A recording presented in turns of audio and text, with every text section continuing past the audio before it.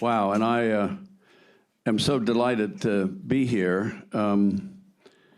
The Asia 21 program has been absolutely one of my favorite initiatives of the Asia Society, and I'm proud to say that it's here in San Francisco in the United States for the first time, but I'm also a little embarrassed to say this is the first time I have attended an Asia 21. Never too late. Never too late. Welcome.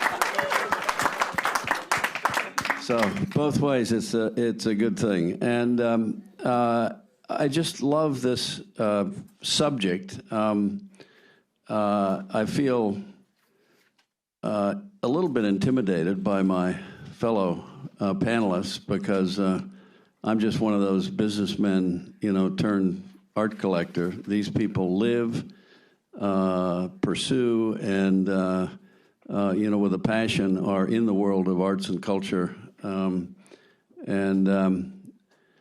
So I can't wait to hear what they have to say. What we thought we would do, I want each of my fellow panelists to tell their story much better than I could.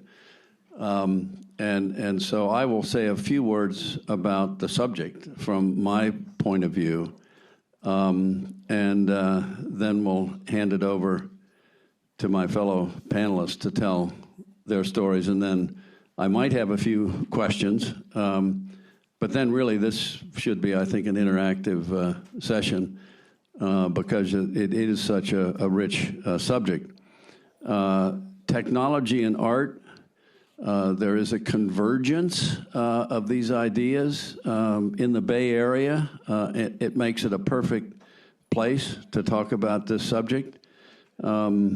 It's not just industrial design, sort of epitomized by Steve Jobs and his colleagues, but it's great art institutions, great artists making art, and a lot of academic concentration in this part of the world about those subjects.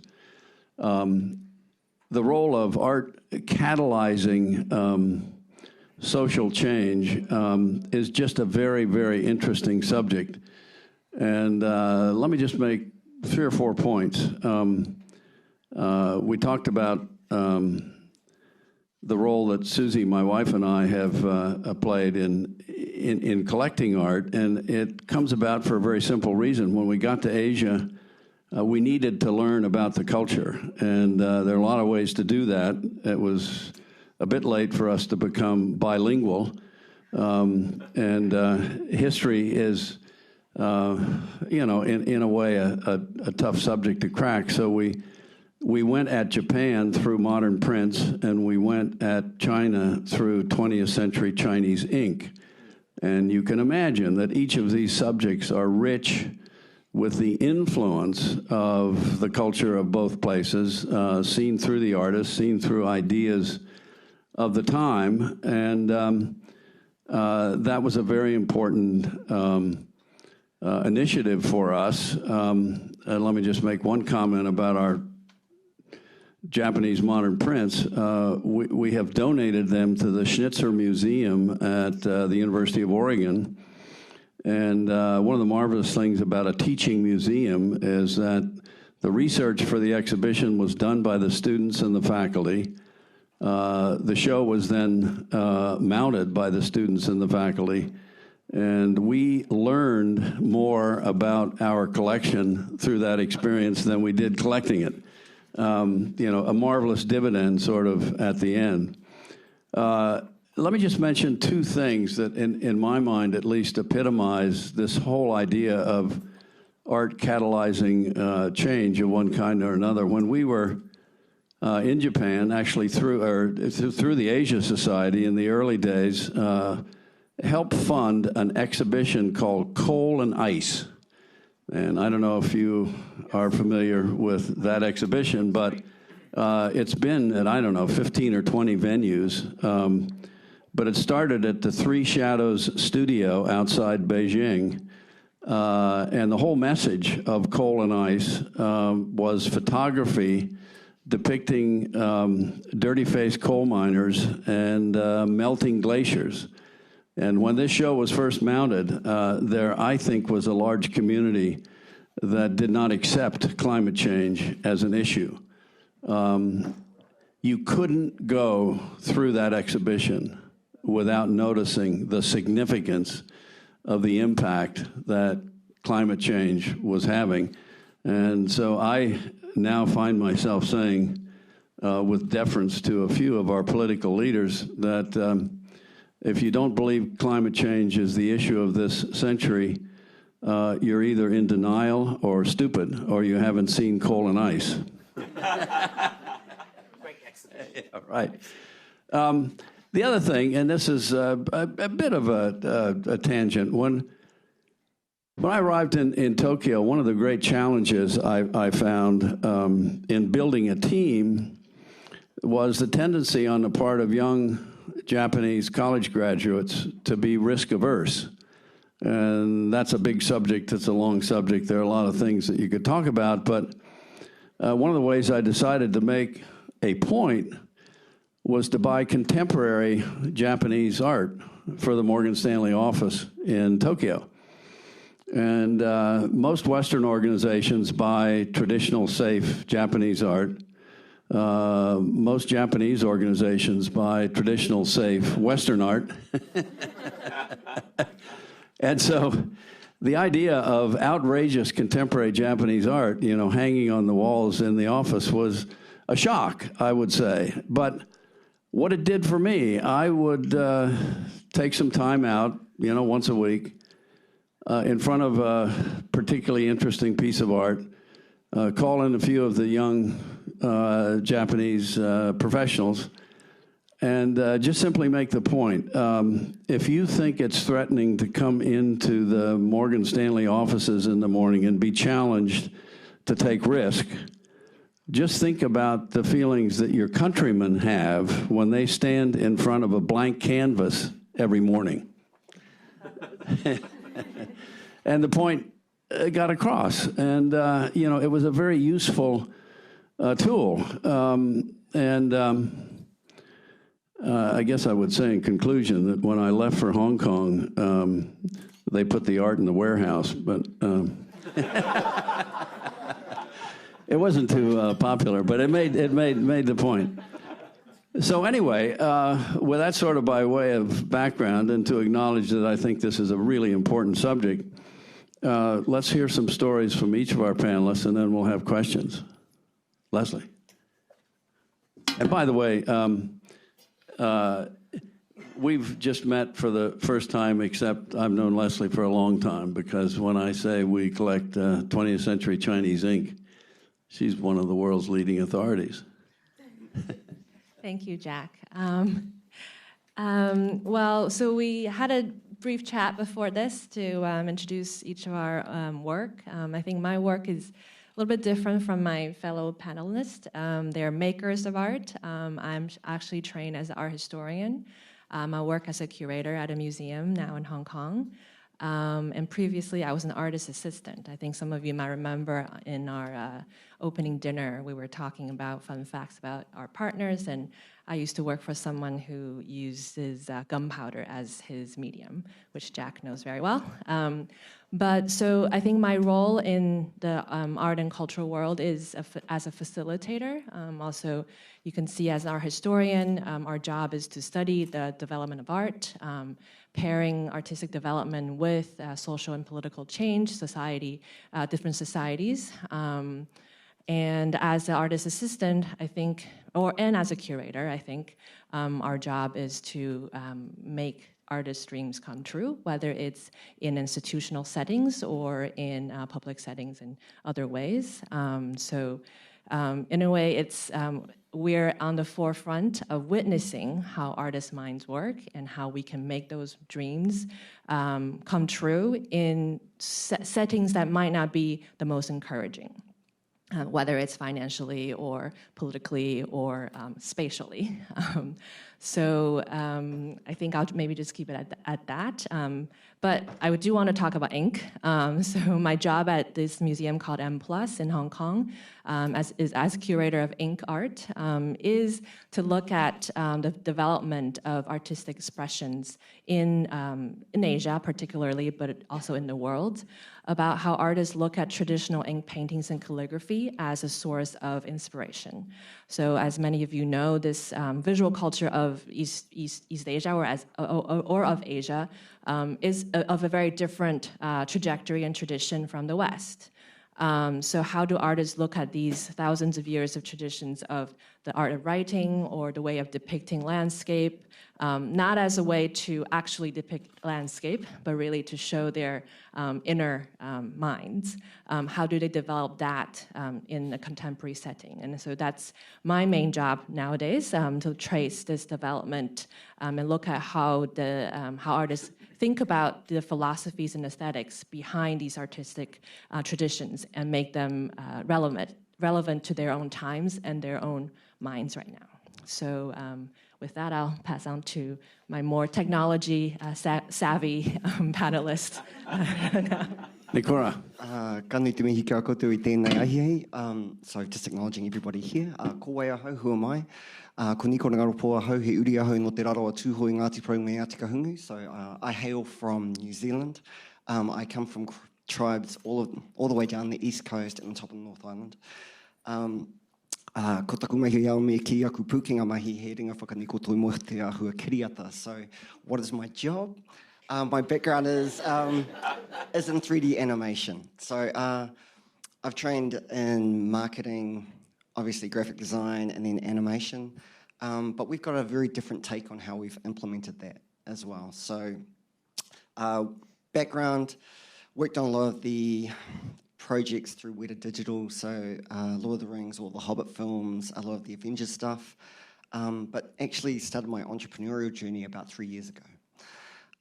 We're currently one of 12 in a consortium designing and developing the new digital curriculum nationwide that goes compulsory in all schools next year. We're also doing a lot of the upskilling across all of our poor teachers who are a little bit scared of technology and how that fits in. So that's across 44,000 teachers. Outside of that, we also do software development. But one of the programs or initiatives we're very well known for is Young Animators. So Young Animators is a mobile animation initiative that can go into any community anywhere in the world. We're currently in 14 regions around New Zealand. We've managed to condense down a whole animation pipeline into 2 days that we can do with kids from 5 years old up to 17. All of those kids are working on commercial content, which are being pushed into early learning centres and kohanga, so Māori language revitalisation nests right across the country, but we're also looking at expanding into Thailand, Vietnam, and we've just had some meetings about expanding into the States. The reason why that's a great thing is with the animation component, we actually come from a Māori standpoint. So we use cultural stories in all of those different areas, basically to help upskill the communities, but also build bridges. So through narrative storytelling, we're able to inform different areas and different cultures about all of those different beautiful histories and stories that make the people who they are within our tribes. And then outside of that, we're also able to connect with other cultures overseas and have those cultural exchanges. So for us, it is about using art, animation, and technology to create cultural dialogue and exchanges. Because for me, that's how I do business. We like to connect with people on a cultural level first, get to know where their families come from, what their backgrounds are, before we start talking at the table about contracts. You know, yeah. So that's how we like to do business. But I'll leave that there and I'll pass it over to you. I love what you're saying, Nikora, because I feel like my work has a lot of kind of echoes of what you do. I mean, what I do is very simple. I write stories. I am from Malaysia originally. I now live in the United Kingdom. And I'm the author of 2 novels. They're historical fantasy novels. The first one's called Sorcerer to the Crown, and they're kind of Jane Austen with dragons, but used to explore colonialism, but like in a fun way. And I've got a novella coming out next year. It's called The Order of the Pure Moon Reflected in Water, and that is kind of an wuxia, Croucher Tiger, Hidden Dragon take on the Malayan emergency, which was the Cold War as it kind of took place in the Malayan Peninsula mid-20th century. And I'm currently working on my 3rd novel, which is kind of like, the movie The Farewell by Lulu Wang, where grandma has cancer and the family doesn't tell her. If the grandma's problem was not cancer, but being dead, but also wanting to continue her life, which included significant gang activity, through the medium of a very unwilling granddaughter. So those are my works that I'm working on and that I've got coming out. I get into a lot of events like these because people hear speculative fiction, they hear science fiction and fantasy, and they hope that I write really cool, sparky stories about technology that think about the future, and they invite me on that basis, and I come on false pretenses because it turns out actually what I do is I write about the past, and I'm really interested in dead people. But, my kind of argument for that is that you do not know where you're going until you know where you come from and who you are. And I think globally we can say across all countries that we do not know who we are and we do not know where we're coming from. And we can see the impact of that in Malaysia. We can see the impact of that in the UK and Brexit. And we can see the impact of that here. So my kind of MO is using fantasy and dragons and fun stuff like that to shine a light on kind of forgotten areas of history or history that isn't really discussed enough. So let me ask you the first question.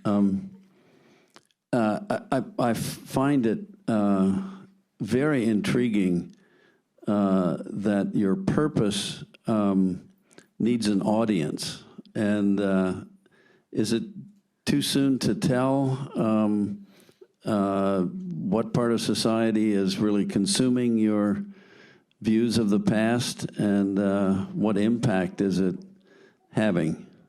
Can you tell? That's a really interesting way to put the question as well, I think. I think in a way, the impact, and in a way it's so funny for me to call myself an artist because I write stories about dragons, but I also strongly believe that I am an artist. So it's I think the impact of any artist's life will only really be fully assessed once that artist is dead and has stopped doing art. Which I know is not a sort of investor's answer. But it's an artist's answer. I think in terms of who's actually consuming my visions of history, obviously that is something that I do know and I do hear about because I meet readers, I hear from readers. And it's a real range. And I think what's really amazing to me is there's kind of the expected group, which is people like me in a way, people who live between cultures, people who have been who are really hungry for stories about people like them, or their family, or the cultures they've not seen represented before. Lots of kind of Asian American young people, really connect with that group. But what's also astounding to me, but also not surprising at the same time, is that of course my readers include people who are nothing like me at all. So, apologies, but like old white people from the Midwest will write to me saying, I loved your books. I had a really long interview at a convention with this Finnish guy who was basically like a metal rocker and had a mohawk, saying, I really connected with your stories. It's astounding to me because in a way I never imagined that sort of person connecting with my work. But at the same time, I of course know, as well as anyone else, that is what art is about. That it's about, it's something that is in its specificity, universal. That I connected strongly with Jane Austen as a kind of like a young girl growing up in 20th century Malaysia.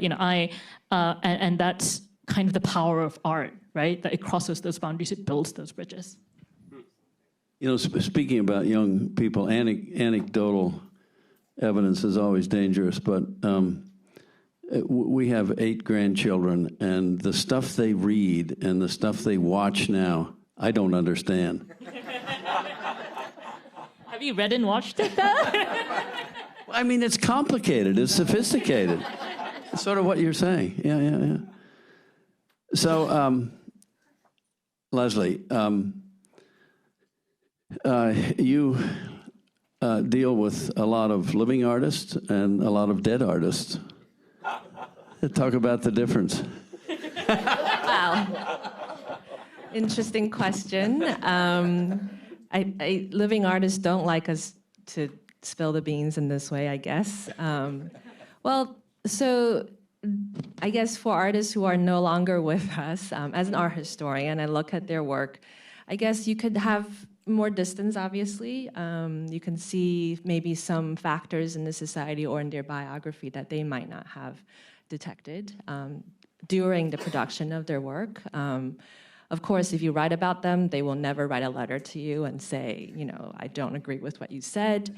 You do have to argue with other scholars, of course, and you also have the liberty to put them in different contexts that they might not have been in. So that's the liberty of a curator to do a storytelling that perhaps shed new light on an artist's professional life, or even their private lives. Working with living artists is really fun because you actually see how their minds work. Whether it is them going into a museum that's commissioning a show, you watch them thinking about how to implement their work in the space, how they consider their audience, how they see themselves in that new context that they may not have been at, things like that, and how they interact with people, whether it's the museum directors, the curators, or the art handlers. So you actually see how living artists conduct their living, really, right there. You also can see their development. If you know an artist for a long time, you know 10 years ago when they were 40, what they were doing, what they're thinking, maybe something about their current situation, economic situation, or their living environment had impacted them. When they're 50, something else changes. Maybe they've finished a whole series of issues that they've been dealing with, and then later on, 10 years later, they have other sets of interest. So that's also interesting, and a lot of curator friends, we share these conversations. Like, one of the most rewarding thing about being a curator is to grow with your artist peers.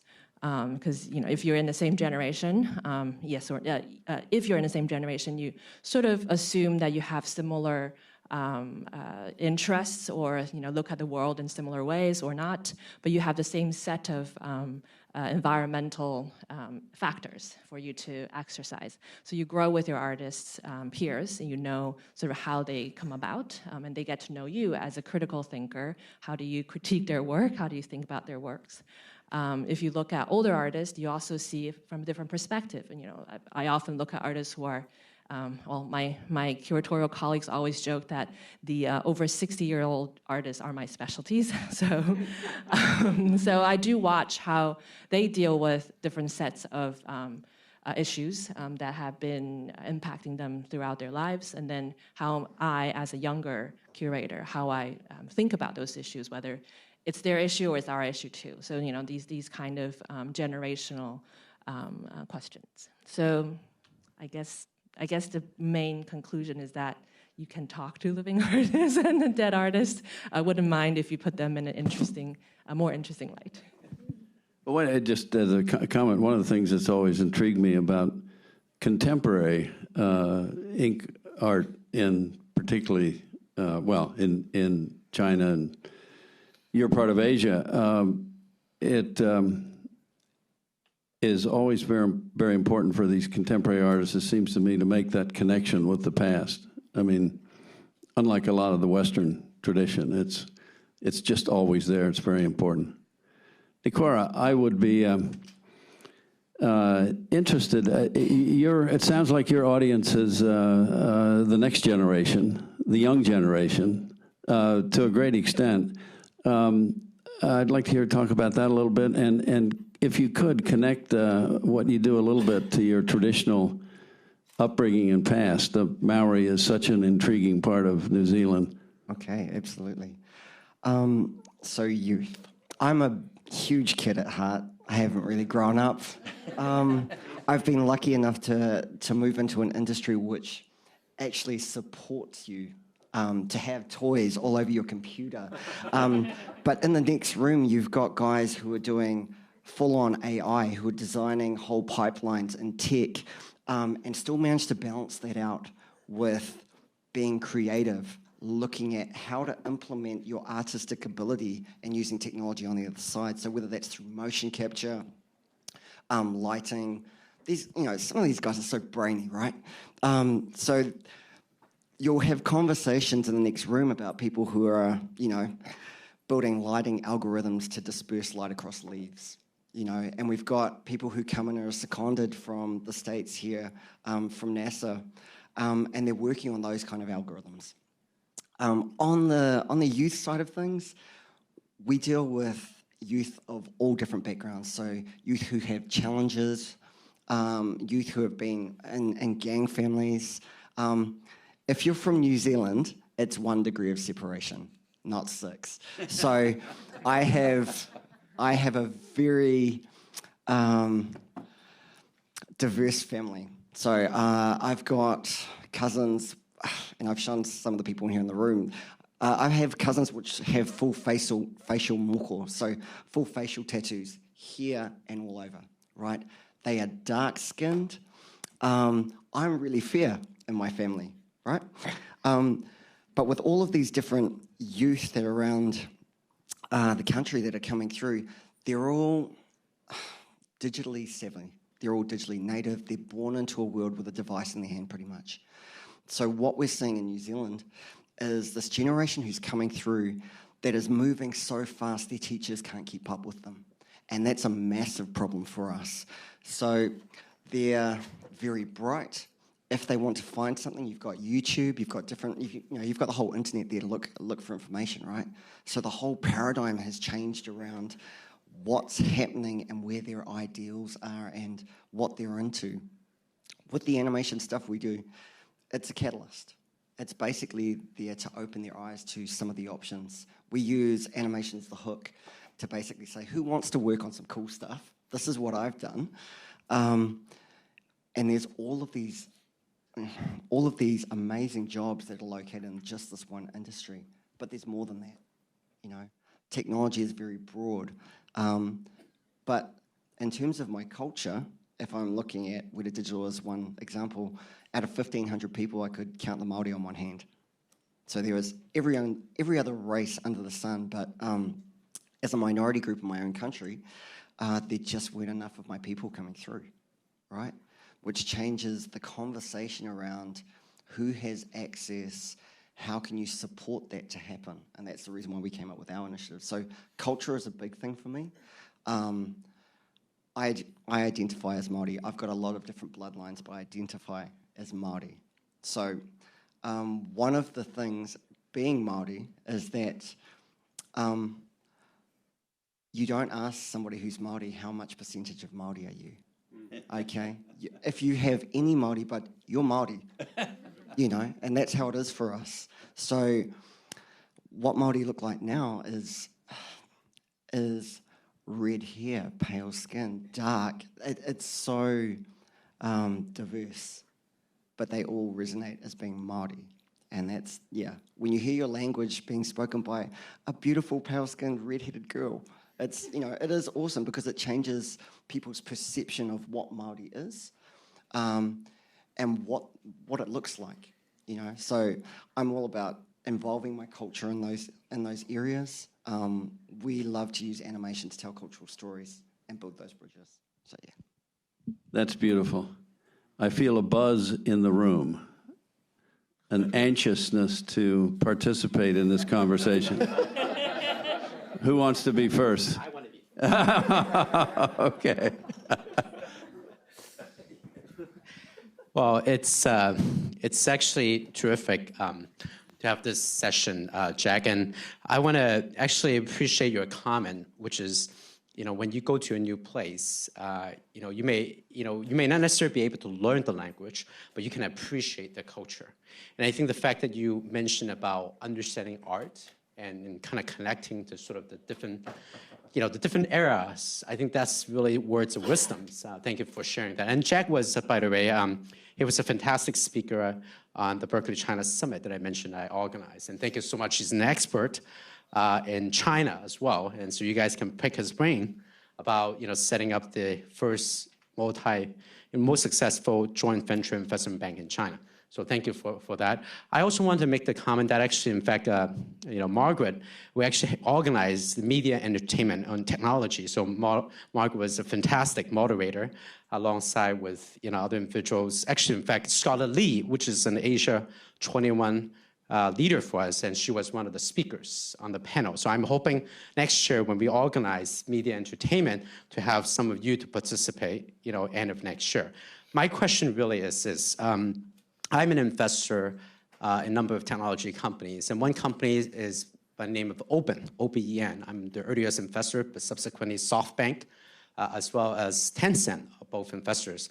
They're doing actually, in fact, you guys, the earlier panel talked about technologies and social medias, and in fact, they're actually doing actually quite well, especially in Southeast Asia. Right now, they're working with the largest conglomerate in Southeast Asia, in Indonesia, as a matter of fact, called Lippo. Lippo is the G of Indonesia. So they're actually the biggest conglomerate and the wealthiest man. And one of the things that they're doing, by the way, is they're actually creating your own avatar, meaning that they're using the blockchain as well as avatar technology and the AI technology that learn your behavior, and then basically they can reproduce the virtual you. You actually could live forever. I mean, essentially, that's the concept. I'm Digital still double. waiting for my avatar. I can be in more than one place at a time. Oh, sorry. Okay. Actually, in fact, yes, the CEO actually, as a matter of fact, met up with Jack already. So I'm on that. Let me go back to that message on that front. But essentially, the point is, once they learn your behavioral language, you can actually speak in multiple languages. Any of you may only speak like one language or two languages. They can make you 3, 4, 5 languages, and then at the same time, you can interact socially. With that. So one of the things that, and the reason why actually I'm kind of have the title of president of Project Pi, which is one of the blockchain projects in Asia, right? That's sort of one of the companies I'm involved in. But essentially, my interest, and I want to ask you guys, my question to all of you is, how do you see the use of technology in your respective space, and what have you seen in sort of your areas? Thank you.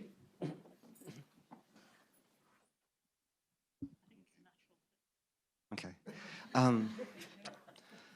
So within animation moves very, very fast. Technology moves fast as well.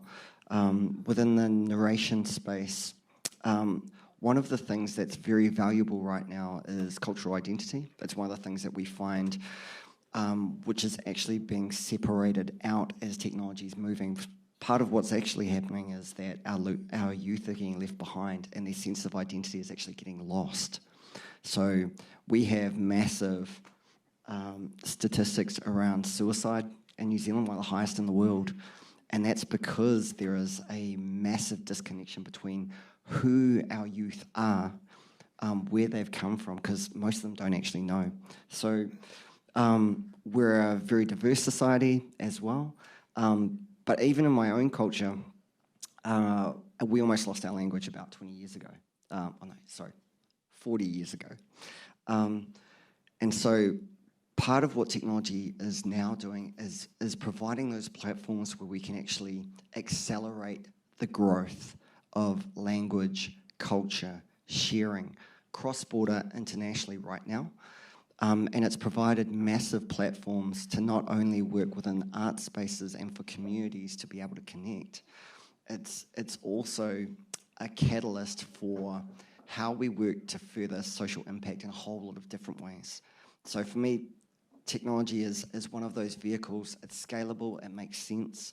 it's one of the platforms that I think my generation and the generations that come after within my culture will be using to basically connect. They're doing that now.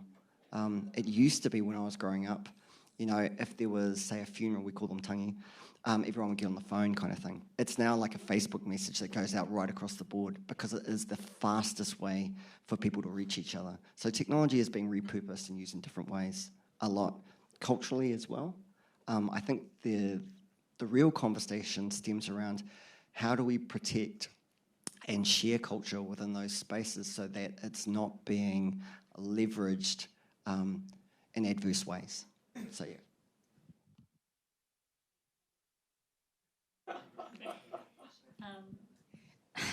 I could say a lot, or I could say very little. In science fiction and fantasy, obviously, technology is kind of as you know, science fiction, speculative fiction is all about thinking about technology. It's all about thinking about how we interact with it, what we're scared of, what we're, you know, what the possibilities are. I'll talk a little bit about, I'm kind of assuming that although there are some nerds in the audience, maybe there are not that many geeks, Nikora included, of course. So I'm going to talk a little bit about, I guess, one theme that I kind of saw emerging today, US and China. And Chinese science fiction is a big thing right now, and I mean Chinese as in from mainland China. A really good friend of mine, Ken Liu, complete genius. He's American, but he is, you know, one of the people who basically single-handedly is bringing Chinese science fiction in translation on the map in the kind of English-speaking world. And I think it's really fascinating the work that is coming through from China. You know, speaking as someone who works in basically in that English-speaking world with a foot in kind of the, you know, another world at the same time. You know, what one sees in the Chinese science fiction, I think American science fiction is in a very mature state right now. It you know, it's kind of gone through kind of a fairly long history, I guess, from the kind of pulp magazines of the early 20th century. When you look at the kind of the recent science fiction that's being put out and written, a lot of it is, I mean, I'm going to be making generalizations here, but a lot of it is kind of about fear, you know, like kind of the, you know, I think because maybe tech kind of occupies such a conflicted position in Western society now. You know, there's all, you know, surveillance, we're talking about surveillance, we're talking about the injustice of kind of algorithms, you know, tech that used to be viewed as neutral or positive. We are seeing the challenges of that in Western society. What you see from Chinese science fiction, again, you see some of that, and you see kind of the dark underbelly of science and industry. So there's this new book called The Waste Tide by Stanley Chen Chufan, which came out just in this year in English, and it's about, you know, kind of waste collectors, and it's inspired by of electronic waste, and it's inspired by, you know, kind of the real life like cities in China that are kind of built on that. And so you're kind of seeing, you know, the impact on, I guess, the kind of the suffering of the world, the kind of disempowered. But equally, you also see this really interesting strand, I think, of Chinese science fiction that is very almost naively optimistic about tech. And you see that in the really big bestsellers. So you see Wandering Earth, which I watched on the plane coming over, which was a massive blockbuster, right? Based on a novella by Liu Cixin, which is probably who's probably the biggest Chinese science fiction writer working now, and it's all about like the Earth. So it's kind of, you know, got fears of climate change. So it's all about the Earth when the sun is expanding, it's about to consume the Earth. So what humanity does, firstly, they pull together, which I think is the loveliest kind of most pie in the sky, optimistic, unlikely thing in science fiction. You know, they form a united Earth government and build giant rocket thrusters on Earth, and then fling it out of our solar system, and then now it's sort of wandering, and it's traveling to Alpha Centauri, where we will then settle down. But you know, it's fantastic because you know, and it's so threaded through with that what we call the golden age of science fiction in America, that kind of optimism, and also, frankly, that extremely dubious science. But also like a positive, you know, a kind of sense like, yeah, we can use tech to conquer, you know, to conquer the environment, to conquer the world around us, kind of contrasted in very broad terms against, you know, certain strands of Western science fiction where they're like, oh, maybe the technology is conquering us, actually, and it's not great.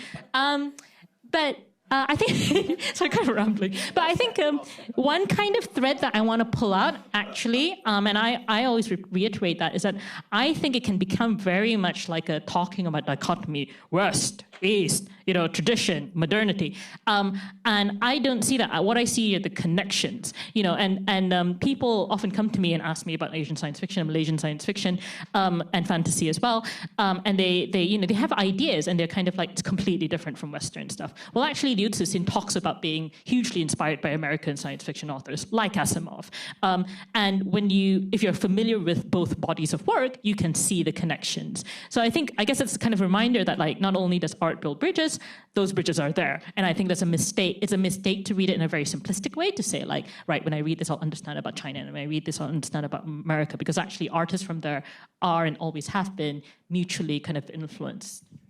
I'm just going to say something quickly. So I guess the other side is that within these STEM conversations that we're having, the A, to make it STEAM, is a big thing that we're probably missing a lot in those conversations. So within the arts, that's our connection to humanity and what we're actually breeding into the technology. And I think that's probably one of the conversations that we need to have more about. What is the soul that we're actually putting into all of the technology that we're building? Where's the humanity across that? How do we use technology to influence and create impact right across the globe? Because it has the potential for great good and great evil, as we've seen like in the discussion before. So part of the arts conversation is, how do we create that human dialogue? And so that's right across the conversations of ethical AI. Who's coding it? How do we get enough diversity into those conversations? And that whole art conversation, the cultural conversation as well, those are very, very hot topics. Yeah. They're very meaningful. Yeah. They're very now, because of the impact that it will have on us. Like, technology is accelerating. Like we've heard earlier today, AI will become one of the main technologies that will start shaping our future. If we don't have a basis in the arts, if we don't have a basis in culture for those conversations, where are we going and what are we leaving behind? Right. That's why our summit's called Technology and Humanity. So that was decided at Jack's place, by the way, and that was right on. So I just wanted to add. You cannot get off the hook. I know. I have some time to think. Using my art historian brain. But the Korean American artist Jun Paik is probably the prophet in this conversation about art and technology. Trained as a musical composer, he came up in the art world in the 1950s and 60s, commenting on how mass media, especially television, is going to impact our lives. He's the first person actually to coin the term information superhighway. This is way before the 1990s.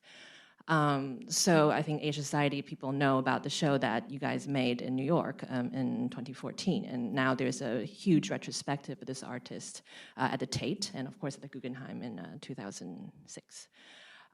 So he used television as his medium to comment on how this is going to infiltrate our lives, whether it's through image, through information, but this box that's in everyone's house. I mean, now we don't even look at TV because we have other things to look at.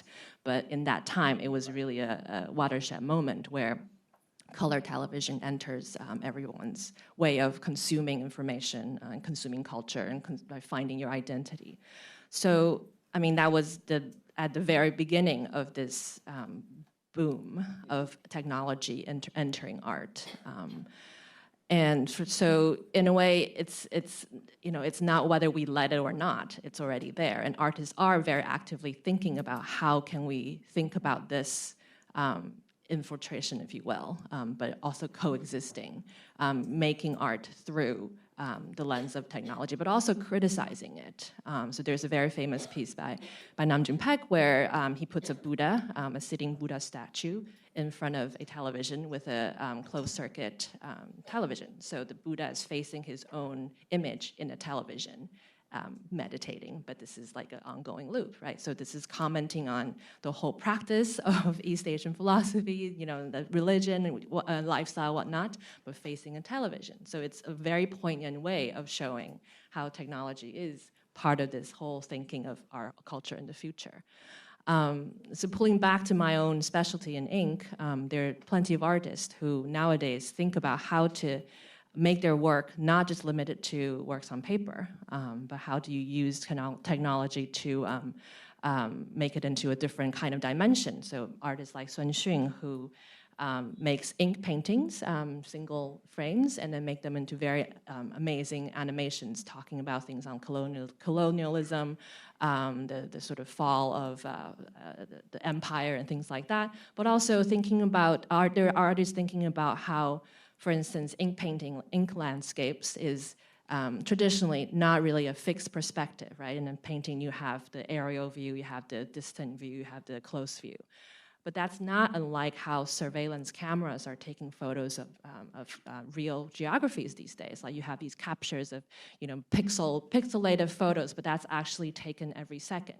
So how do you think about the way we see things, see your environment in your technological devices, but then converting that into an ink painting. So there's an artist in Hong Kong who's at the tender age of 26 making ink paintings like that. So it's a shifting perspective, literally, but he grew up was born after in the 90s. So you see these kind of ways of artists using that into their work and thinking about the worlds around them. If I may just add one more thing from the museum perspective, of course, these days you go to museums, people ask for more things. You're not just reading label and text on the wall, and that's so passive, right? So there's all these different technologies developed to help you bring stuff home to learn, because you might not want to stand there to read a text of 200 words. Mind you, we spend a lot of time writing those 200 words to make sure it's not too much, but you can also, bring those information home. There's the Cooper Hewitt Museum in New York has these pens developed that you can just scan the work, and then you can take those information at the end of the day to go home and read it later, because that's something you can take home. And there's a lot of ways to. The National Palace Museum in Taiwan also has these technologically developed devices to help you see a long painting scroll that you might not be able to see in all, but you can scroll through it. So these are and also enlarge. So these are very simple ways that technology can help us learn and also access art. So there. Well, let's go to the audience. Right here. Hi, thank you for your talk. I have a question about expression of freedom, and I've been very confusing around that, especially in Japan.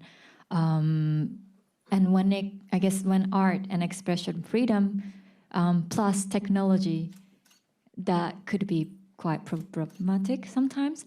For instance, this year we had this big art festival called Aichi Controversy, and because we had a comfort women statue, it had to be closed down. And in San Francisco as well, there is a comfort women statue, and Osaka City and San Francisco had a sister city agreement, but the mayor decided to cut down the friendship because of the statue.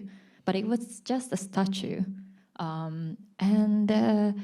Me personally as well, I've been attacked online, and I've seen my image, art, me being like a prostitute / journalist, and the image is everywhere on Twitter. But people say that's freedom of expression, right? But then bullshit. I know, right? But thank you. But that's also like defamation as well, right? So again? it's almost like defamation of character. Exactly. So it's but slander. Yeah, that's the very difficult part, because meanwhile, Japan still have very problematic around the child pornography. And they say if that's not real human being, there is no harm in it. So in the law, we updated our law, but it's still okay to have animation. So I'm very confused about freedom of expression, because on the other hand, some people just say, oh, just the statue of comforted women, the girl, they say no to it. And Meanwhile, I don't know. It's just really, I think, and it's something to do with technology as well, with Twitter and the image that can go around this image to reach to many people. So I want to know what you think about the freedom of expression. Leslie, you've been nodding your head. You know this. No, I know the story behind, well, not behind, but of the news of the Aichi biennial. So what Shiori is talking about is this is a triennial, actually. Every 3 years, this visual art festival in Aichi. So this year, there's a piece by 2 Korean artists of basically the topic of comfort women. And the work was censored by first the mayor of, or prefecture head, because of the political sensitivity between Korea and Japan. And then basically escalated to a lot of controversies. In my opinion, that should have never happened, obviously, because it is the artist's way of presenting the issue.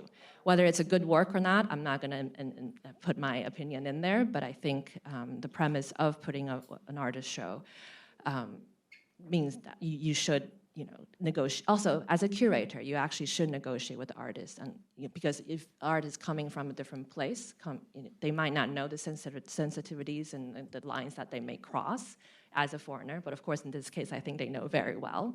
But I think for the politics to get into it, sometimes it's inevitable, but that doesn't mean that the organizers should just cave into it. Of course, I'm not part of that circle, so it's easy for me to say that I wouldn't do that, but I think there are lots of things to consider in that sense.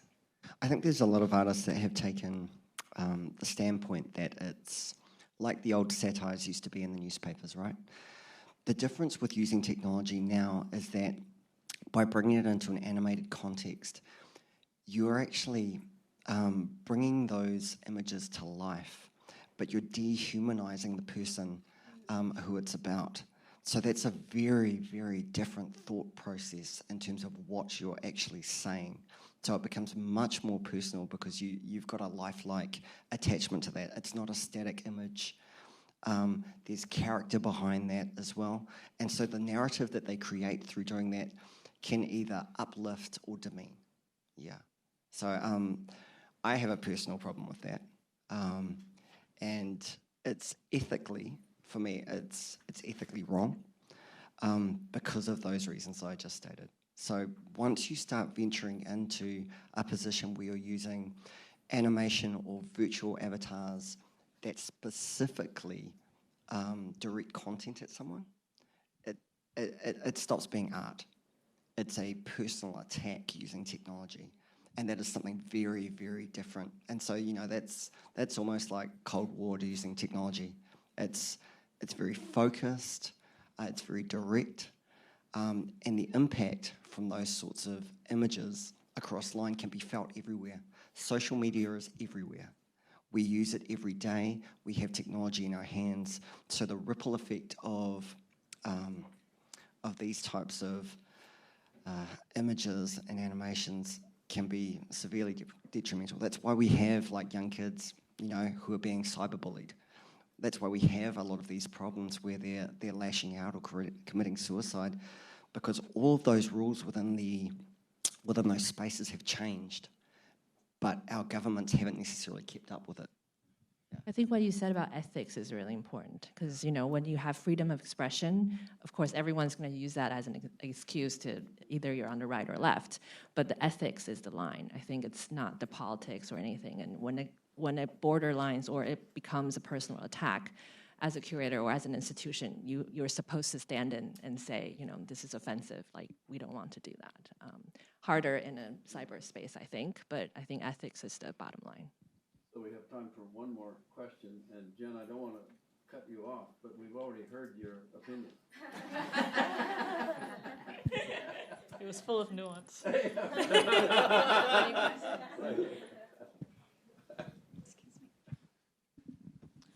Thank you very much, Zen, Lesley, and Nikora. It was fascinating. Just have one quick question for each of you. Zen, I know you alluded to the fact that you said that I'm yet to read your book, and I'm looking forward to reading them. But you mentioned that you also allude to some of the social issues and problems through your writing. What sort of issues do you try to bring out? Nikora, how do you measure the impact of your work? And to Lesley, is the restoration of ink art different from restoration of other forms of art? Okay, 1 minute. Okay, what I'm trying to do when I tell stories is to get closer and closer to the truth, and that has to be an extremely personal truth. There's no point in doing art that is about other people's issues. I only know my own issues best, and that's what I've got to give the world. And I guess so. As the closer I get to the truth, all these other issues that I guess are kind of obsessions that are not something that I control, but have come up in me due to my my experiences and my background. Get pulled along. One of the biggest issues that I end up looking at is imperialism and the effect of that on society, because I see that as something that's shaped the entire world, and particularly Malaysia. Malaysia is a product of colonialism. I'm a product of colonialism, and I think we do not understand that. And to even unpick from beginning to end what that impact has been, the work has not even been begun. I mean, it's been begun. It's not really gone anywhere yet. So that's kind of one of the biggest things that I wrestle with. I wrestle with gender. I wrestle with sexuality. But ultimately, I think I would say that I don't sit down and say which issues shall I deal with today? Tech, freedom of speech, censorship. It has to be much more organic than that, and that's kind of gets back to the soul that Nikora was talking about. That art is about expressing the soul. I'll keep mine really short. We actually track all of the individuals who go through our program. We have data on all of them. What we do is we measure all of those metrics as well, and we do a lot of work with the tribal communities here. So what we offer up as part of the solution working with them is we canvass a lot of the youth that we're working with and look at who are the ones that have an aptitude for this, who are the leaders that are coming through, who's good with technology, what can they be used for, and we actually look at stock takes across what types of roles that they currently have within those larger tribes as well in the larger areas, so that we can actually add value within those spaces. So we track them for a while as well. But we also ask for all their permission beforehand before we do that. So we look at all of their results, access to those details and subjects that they're using, with the reason that we are looking at how they can add value within their own communities and what we can kind of start shaping up within the next 5, 10, 15 years. Restoring ink paintings are actually very simple. But I think there's a lot to do with, we have to do a lot of preventative measures, because if it is work on paper, exposure to light and humidity and dust is detrimental to it. So we have a whole department of conservators doing this, but also contemporary artists work in different kind of papers, so lots of chemical investigation has to be done with that. Margaret, let me make a wrap-up comment. Since the subject is art, humanity, and technology, I think we all agree that there is a convergence taking place between these two very important ideas. But I will leave you with this. My personal view is that art stops being art when the art stops being made by the artist. If it's made by the technology, in my view, it's no longer art. Thank you all.